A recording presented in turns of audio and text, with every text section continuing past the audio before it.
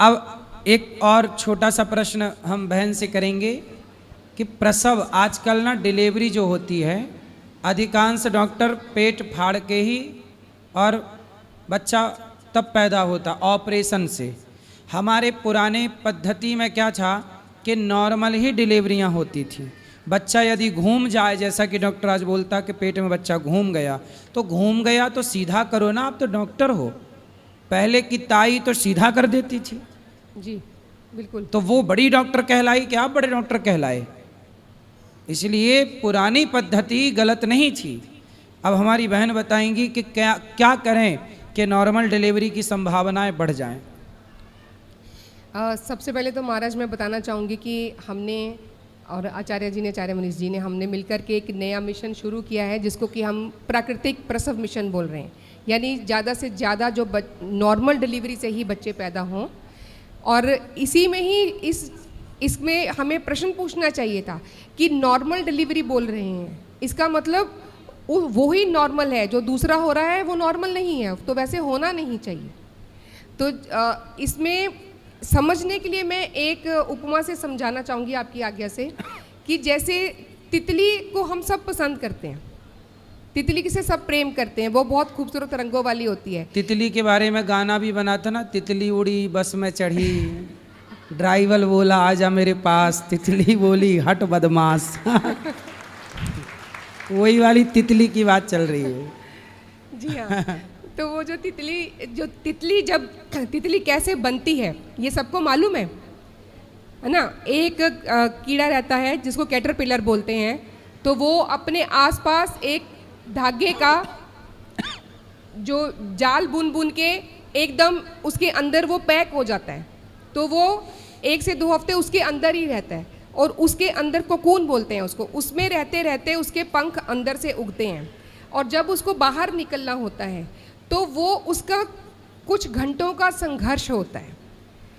तो उस घंटों के संघर्ष में वो सिर से मार मार के उस कोकून को, जिसके अंदर वो कैद है, शहतूत के पेड़ पे आपने लटके हुए देखे होंगे सिल्क के धागे के कीड़े, तो वही कीड़े जो है तितलियां बनते हैं। तो उनको वो तोड़ के बाहर निकलने की कोशिश करता है। उसमें उसको बहुत सारे घंटे लगते हैं, वो थक जाता है, फिर से कोशिश करता है, फिर थक जाता है, फिर से कोशिश करता है। और उस प्रक्रिया में क्या रहता है कि उस कीड़े की बॉडी में, उसके शरीर में बहुत सारा जो पानी भरा, फ्लूइड भरा होता है, वो उस संघर्ष में, उस छोटे से सुराख में से बाहर निकलने की प्रक्रिया में, वो जो उसकी बॉडी में फ्लूइड भरा वो उसके पंखों में चला जाता है, पुश होके। तो पंख मजबूत हो गए, बॉडी हल्की हो गई, सिर छोटा हो गया, तो वो उड़ भी पाएगी और हमें भी खुश कर पाएगी और खुद भी वो फूलों फूलों पे मंडरा के भोजन कर पाएगी। लेकिन अगर हम ये सोच के कि हम इसकी मदद कर देते हैं, उसको कोकून को तोड़ के अगर हम उसको, उस तितली को निकाल दें, तो हम लोग क्या कर रहे हैं, वो उस नेचुरल प्रक्रिया को, उस प्राकृतिक प्रक्रिया को हम लोग जो है बिल्कुल तहस नहस कर रहे हैं। वो उस तितली के पंखों में कभी वो फ्लूइड पुश नहीं होगा, कभी उसके पंख मजबूत नहीं होंगे, उसका शरीर, उसका सिर बड़ा रह जाएगा, वो भारी रहेगी, वो उड़ नहीं पाएगी और भूख से मर जाए। इसी तरह से जब नेचुरल डिलीवरी होती है तो वो एक प्रक्रिया है कुछ घंटे की, वो बच्चे का माँ के गर्भ से बाहर आने का एक संघर्ष है। उस संघर्ष में उसके जो सिर के अलग अलग हड्डियां हैं, वो जब वो निकलता है बाहर तो वो एक दूसरे के साथ में जुड़ती हैं, अच्छे से लॉक होती हैं। पहले वो नहीं होती हैं, लेकिन अगर हम उसको ऐसे ही पेट फाड़ के निकाल देंगे तो वो उसके सिर के जो जोड़ हैं वो भी लूज रह जाएंगे, उसके बॉडी के जोड़ भी लूज रह जाएंगे।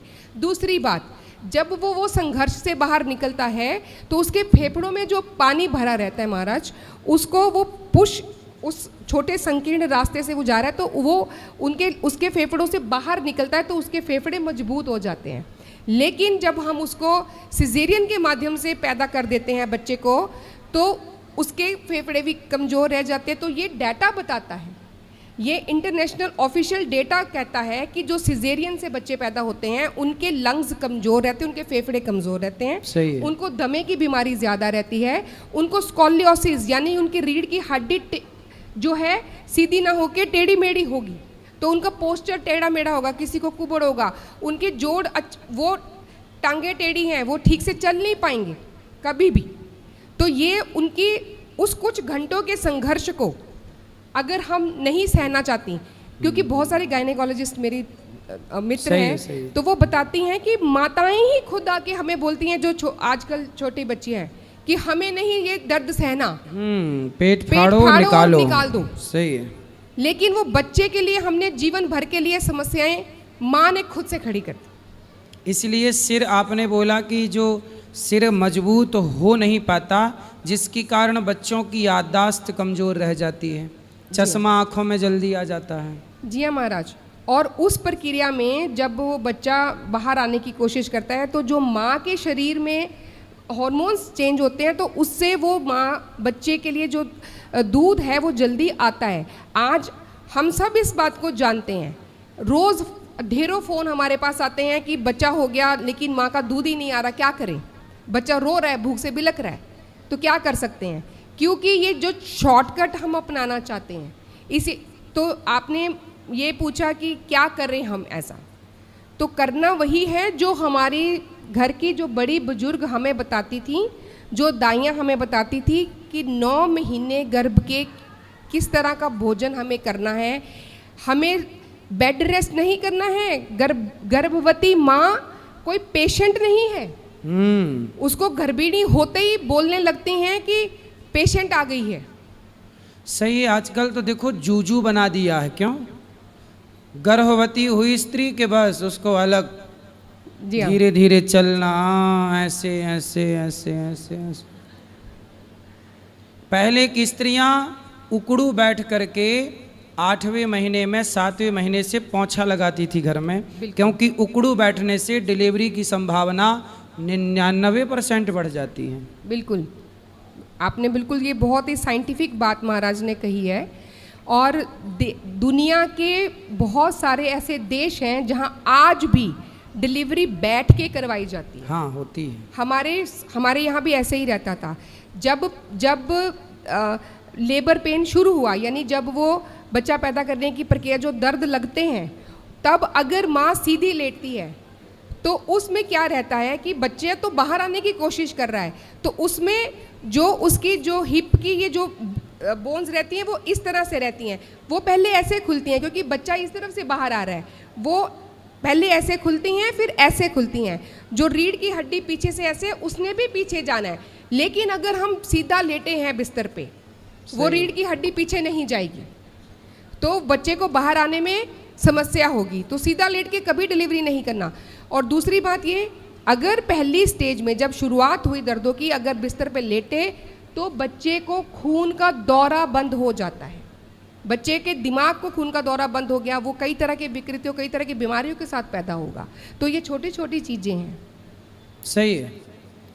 तो बात समझ में आई। इसलिए स्त्रियों को विशेष ख्याल रखना चाहिए कि डिलीवरी नॉर्मल ही, जो प्राकृतिक परमात्मा ने जो आपके लिए बनाया है उस तरह से डिलीवरियां होंगी। तो आपका भी पहले तो देखो 6-6 बच्चे होते थे, 8-8 बच्चे होते थे, और फिर भी कमर में दर्द नहीं होता था महिलाओं के। फिर भी कुएं से डोकरियां पानी भर भर के ले आती थी, बुढ़ापे में दौड़ती थी। और आजकल 2 बच्चे में महिलाओं की हालत ख़राब हो जाती। पहले क्या होता था, जब नॉर्मल डिलीवरियां होती थी ना, तो गुड़ के मस्त लड्डू मिला करते थे। गुड़ के लड्डू जानते हैं मैया? उसमें बादाम, काजू, किशमिश, पिस्ता, गोंद, ये सब डाल के बढ़िया गर्भवती नारी को खिलाए जाते थे। और जो ऑपरेशन से होता है उनके लिए गुड़ के लड्डू हो जाते हैं बंद, घी भी बंद। तो अब भैया उसकी एनर्जी आएगी कहाँ से? क्योंकि 9 महीने पेट में रखा, सारा बच्चा पैदा हुआ तो सारा खून बह जाता है शरीर का स्त्री के। तो वो खून बनने के लिए पुराने लोग आपको गुड़ का लड्डू खवाया करते थे। उसमें बहुत सारी औषधियाँ मिल जाया करती थी। सौंठ विश्वार के लड्डू बोलते हमारे गाँव में उसको। सौंठ, अजवाइन और बादाम और घी, ये पहले 3 दिन दिया जाता है ताकि जो गर्भाशय है, जो यूट्रस है, उसमें जो कुछ भी गंदगी है वो अच्छे से बाहर निकल जाए, दर्द में आराम लगे और शरीर को बल मिले। तो दर्द से आराम भी मिलता था और शरीर की शक्ति भी तेजी से बढ़ती थी, स्त्रियां और निरोगी रहती थी। अब क्या है, अब पड़े पड़े ब्रेड चाय ब्रेड खा रही, अब चाय ब्रेड से क्या तुम्हारे शक्ति आएगी, तो सारी जिंदगी का कमर दर्द लेके घूमती रहोगी। जी हाँ, एक बात मैं और कहना चाहूँगी कि गर्भवती होते ही अपने आप को पेशेंट नहीं समझना है। माँ बनना एक अलौकिक कार्य है, एक दैवीय, एक ईश्वरीय कार्य है। और जैसे ईश्वर ने सृष्टि पैदा की, ऐसे माँ बच्चे को पैदा करती है। तो उस समय अपना ध्यान और भी ज़्यादा रखना है। उस समय हमें दूध पीना है, घी खाना है, मिश्री किसी महीने में मिश्री खानी है, तो 9 महीने की आयुर्वेद के हिसाब से चर्या है, यानी कि किस महीने में क्या खाना और क्या नहीं खाना, ये बड़ा विस्तृत रूप से बताया गया है। तो हमें कोई केमिकल वाली दवाइयाँ विटामिन खाने की ज़रूरत नहीं है। किसी को हो सकता है कि कुछ खास समस्या है, तो उसको किसी न किसी डॉक्टर, वैद्य या गायनेकोलॉजिस्ट की ज़रूरत रहती है। नहीं तो गर्भवती इस जो महिला है, माँ जो बनने वाली है, उसका ध्यान रखने के लिए तो घर की बड़ी बुजुर्ग और पड़ोसियों की जो महिलाएं, वही सही पर्याप्त है।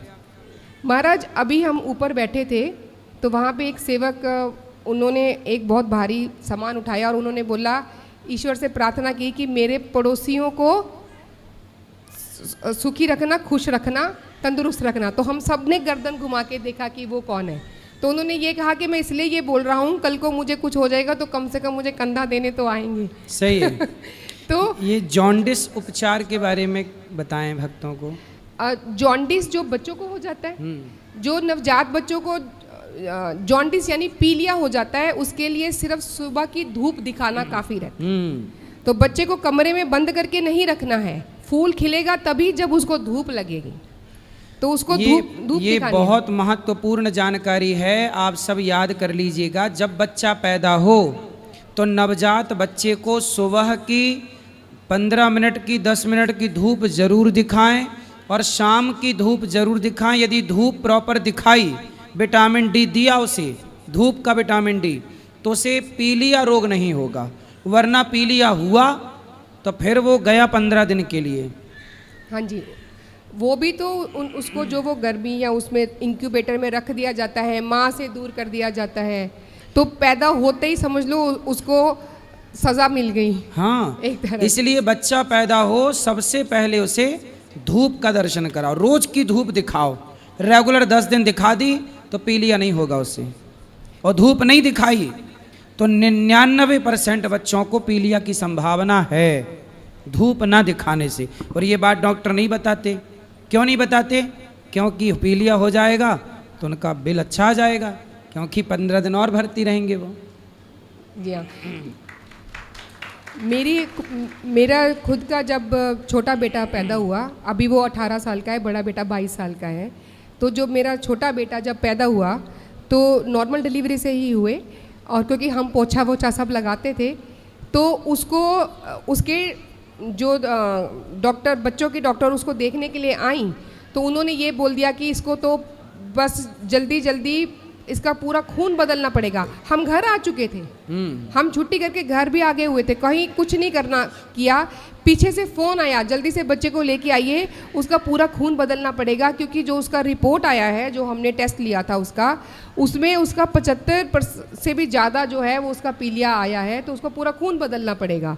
और हम देख रहे हैं कि बच्चा तो दूध पी रहा है, खेल रहा है, सो रहा है, उसको पेशाब आ रहा है, वो मल त्याग कर रहा है, तो उसको तो कोई समस्या ही नहीं है। तो मैंने बोला कि बच्चे को कहीं लेकर नहीं जाना है, तो हमने बच्चे को उस डॉक्टर के पास नहीं लेकर गए और बच्चा घर पे ही रहा। और मेरा बेटा अभी 18 साल का है, कभी जीवन में उसको पीलिया या लीवर की या डाइजेशन की कोई दिक्कत आज तक नहीं आई है ईश्वर की कृपा से। लेकिन अगर हम उस बहकावे में, उस डर में आके वो कर देते, अगर मैं आयुर्वेद से नहीं रहती, तो अगर किसी भी माँ को ये बोला जाएगा तो वो डर के मारे लेके उसको फटाफट से भागेंगे। सही है। तो डरना नहीं है, अपनी बुद्धि से, अपने विवेक से काम लेना है, सोचना है। अगर बच्चा दूध पी रहा है, खेल रहा है, सो रहा है और उसका मल त्याग अच्छे से हो रहा है, वो पेशाब कर रहा है, तो इसका मतलब वो बिल्कुल ठीक है, उसको कोई समस्या नहीं। सुंदर। तो मैया समझ गई मेरी माँ, तो ध्यान रखना, जिनके बच्चे होने वाले हैं वो विशेष ध्यान रखें, और जिनके अभी 2-4 साल बाद होंगे वो लिख लें ताकि याद रहे। ठीक है, जी बहुत बहुत धन्यवाद आपका, आप आए। प्रणाम। खुश रहिए।